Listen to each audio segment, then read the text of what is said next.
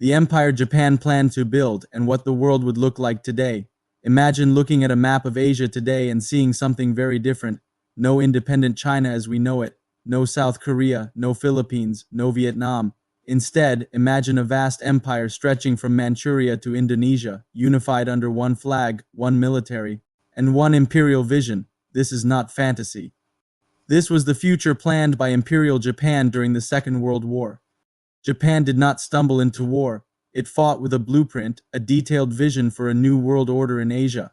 Tonight, we're exploring that vision, what Japan planned to build, how close it actually came, and what the modern world might look like today if it had succeeded. To understand Japan's ambitions, we need to go back to the late 19th century. Japan had modernized at breathtaking speed after the Meiji Restoration, transforming from a feudal society into an industrial power in just a few decades. But with modernization came fear. Japan watched Western empires carve up Asia, China humiliated, colonies stripped of resources, local cultures erased. Japanese leaders believed that unless Japan became an empire itself, it would eventually become a victim. Empire, in their eyes, was not greed. It was survival. By the 1930s, military leaders increasingly dominated Japanese politics.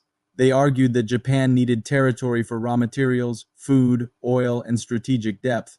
War, they believed, was inevitable and expansion was destiny.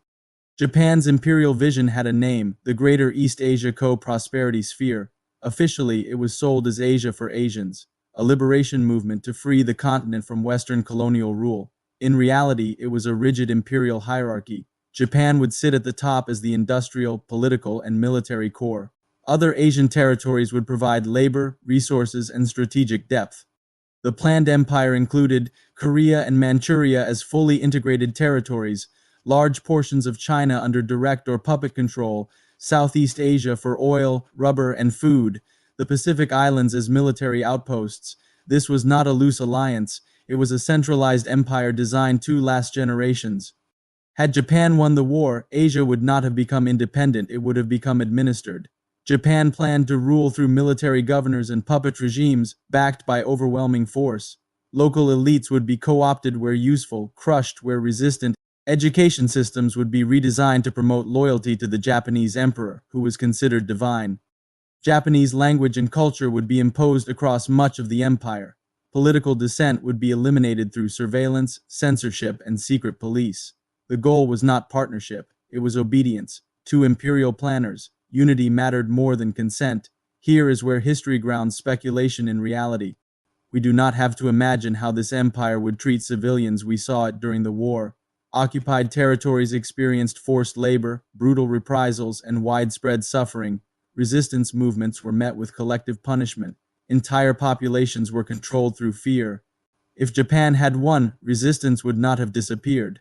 It would have intensified. Like every empire built on coercion, Japan's rule would have required constant violence to maintain order, and violence breeds rebellion. So what would the modern world look like?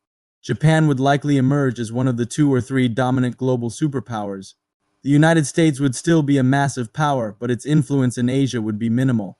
China, if unified at all, would exist only under Japanese supervision. Asian trade would flow through Tokyo, not Washington or London. The Pacific, not the Atlantic, would become the center of global power. A Cold War might still occur, but instead of democracy versus communism, it could be imperial authoritarianism versus Western liberalism. Technology, military development, and space exploration would follow very different paths. The 21st century could look unfamiliar, to put it lightly. Here's the critical question historians always ask. Even if Japan had won, could it have held everything together? History suggests no empire built on force lasts forever. Japan's empire would face massive economic strain, endless resistance movements, cultural and national tensions, leadership crisis after the emperor's death. Eventually, cracks would appear. Perhaps the empire collapses decades later, like the Soviet Union. Perhaps it fragments violently. Perhaps it reforms, slowly and painfully. Victory would not guarantee permanence.